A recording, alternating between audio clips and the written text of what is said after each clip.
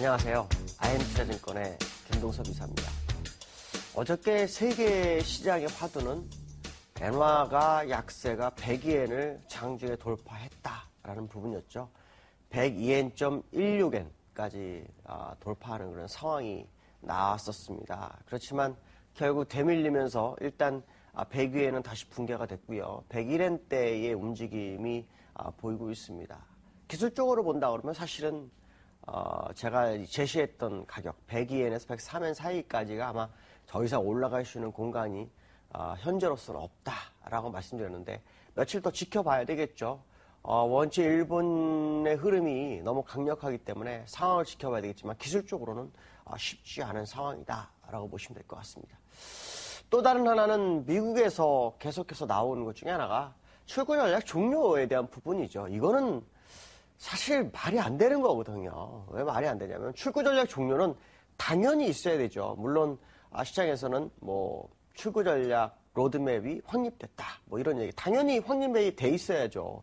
나갈 방법을 모르고 있다면 출구 전략을 당연히 못할 것이고 양쪽 하나 할 이유가 없었기 때문에 로드맵은 당연히 있어야 한다. 이거는 투자 심리에 나쁜 것이 전혀 아닙니다.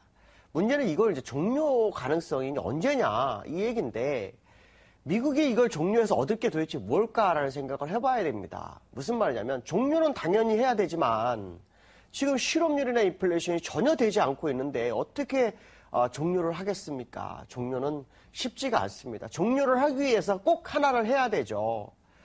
실업률을 줄일 수 있는 방안, 종료를 하더라도 실업률을 줄일 수 있는 방안이 있어야 될 거고요.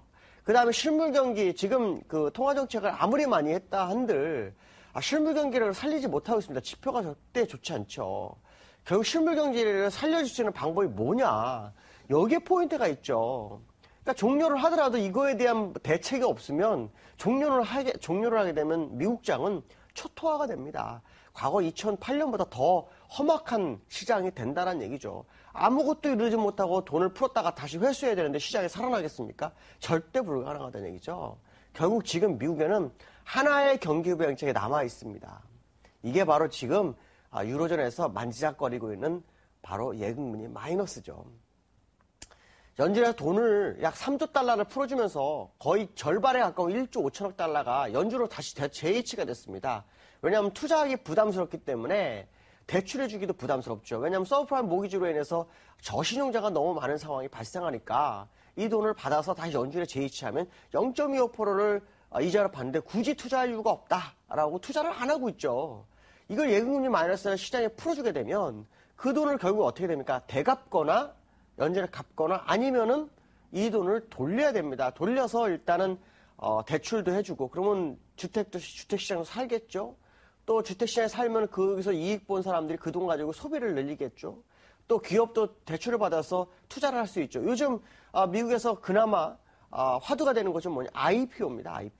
IPO가 2007년도 이후로 최대치로 늘어나고 있다고 하죠. IPO는 뭡니까? 돈을 기업이 기업 공개를 통해서 돈을 받아서 그 돈을 다시 투자를 할 수 있게끔 유도하는 거죠. 그러니까 지금 현재 시장에서는 재투자할 수 있는 여력을 마련해놓지 못하고 양쪽 하나 종료는 이거는 완전히 미국을 초토화로 만드는 아주 지름길입니다. 그렇기 때문에 미국도 이걸 두려워하고 있죠. 그래서 ECB가 먼저 금리 인하에 대한 부분, 예금금리 마이너스로 하는 부분을 아마 지켜보고 따라갈 확률이 굉장히 크다라는 부분을 생각해 봐야 됩니다. 이게 어느 정도 되고 난 다음에 대출이 활성화되고 그 이후에 경기가 살아가는 모습을 보이면서 양쪽 하나를 종료해도 늦지 않다라는 것이 제가 보는 견해고요. 실제로 실업률이 적어도 7% 초반까지 밀리려면 12달은 남아있다. 그렇다면 지금 이걸 가지고 고민할 이유가 전혀 없는데 시장에서 참 많이 흔들고 있죠. 이게 어저께 말한 폴 크루그만의 얘기와 거의 유사한 겁니다. 지금 버블의 논란을 얘기하는 사람들은 벤 버냉키를 증오해서 나타나는 거다라는 얘기가 있죠. 이 얘기는 결국 무슨 말이냐면 양쪽 하나에서 주가를 끌어올려서 많은 사람이 이익을 보는 부분이 있지만 이 주식시장은 쌍방향이 있죠. 무슨 말이냐면 하락에 베팅할 수 있는 공매도라든가 선물 매도가 있습니다. 그들의 입장에서는 벤 버냉키가 저승사자가 되다 보니까 아마도 그러한 것이 버블을 원하는 사람들이 있다라고 얘기를 하는 것이죠. 그래서 지금은 사실 버블 논하기는 이르다라는 얘기를 하는데 저도 아마도 제가 볼 때는 버블은 아직은 아닙니다. 버블이라는 것은 아직도 한참 남아있다라는 거죠. 그렇다면 미국장이 여전히 상승의 기로에 있다라는 생각을 해봐야 될 것 같고요. 자, 그 다음에 이제 유로존이죠. 유로존에서 지금 22의 움직임이 아주 재밌죠. 일단 22 움직임을 떠나서 독일과 프랑스, 쇼이블레하고 모스크비치 재무장관이 만나서 지금 그 유럽판 뉴딜 정책, 프랭클린 루즈벨트 대통령일 때 진행했던 뉴딜 정책을 본따서 한다고 하죠. 유로존의 실업률, 청년 실업률이 17%가 되다 보니까 이거를 줄이기 위해서 EIB, 그러니까 유럽 개발은행을 통해서 약 600억 유로 정도를 시장에 투입해서 청년 실업을 줄이겠다. 그래서 이달 말 정도의 언급을 한다고 하죠. 그래서 유로존에 아주 재밌는 현상이 나타나고 있는데 거기서도 ECB 내에서도 ECB 집행이사인 사람들도 이런 얘기를 하고 있죠. 예금금리에 대해서는 집행이사들 사이에 거의 다 찬성을 이루는 상황이기 때문에 언제든지 진행할 수 있다라는 얘기를 하고 있죠.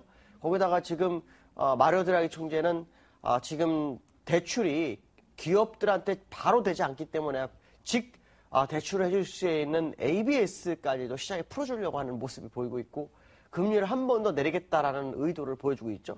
유로존이 갑자기 분위기가 쇄신되고 있습니다. 이거는 일본한테 감사해야 될 문제죠. 사실은 우리나라는 일본 때문에 자동차 산업이 거의 상당히 어려운 경우에 있지만 엔화 약세를 해서 유로화 강세가 진행되니까 유로화 입장에서는 상당히 부담스럽거든요.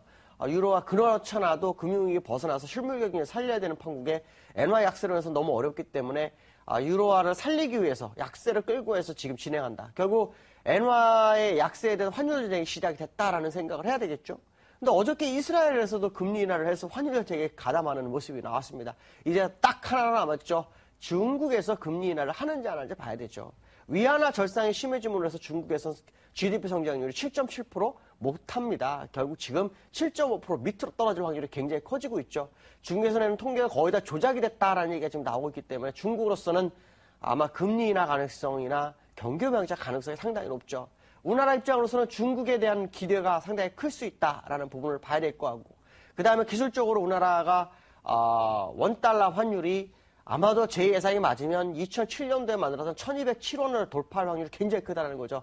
결국 국내도 원화 약세를 통해서 엔화 약세 맞불 작전이 시작됐다라고 생각한다면 지금 당장은 엔화 약세에 약간 힘듦이 있지만 시간이 지나면 결국 엔화 약세에 대한 어려움을 극복할 수 있는 상황이 연출될 수 있다라는 생각을 해봐야 될 것 같습니다.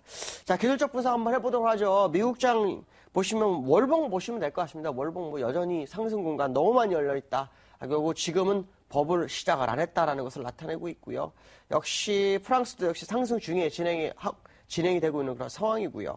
영국도 마찬가지로 지금 추세는 계속 올라가고 있는 그런 상황이다라고 보시면 될 것 같습니다. 자, 국내장이 어저께 차트는 나오지 않았지만 어쨌든 어저께 일단 하락을 저지시키는 하방 경직성이 나오고는 모습이 나오고 있죠. 좀 아쉬웠던 것도 외국인이 5,700개 정도의 선물을 환매수하는데 선물이 별로 움직이지 않았다는 거죠. 야간 것까지 하면 거의 7,000개를 이틀 만에 다시 환매했기 때문에 외국인들은 이제부터 환매를 시작한다 그러면 손실 없이 나갈 수도 있는 아주 중요한 구간이 됐다. 결국 외국인들의 기환이 시장을 이끌어줄 수 있다라는 생각을 하시면서 접근하시면 될 것 같습니다. 자, 오늘도 즐거운 하루 되시고 승리한 하루 되시기 바라겠습니다. 여기까지 하겠습니다. 감사합니다.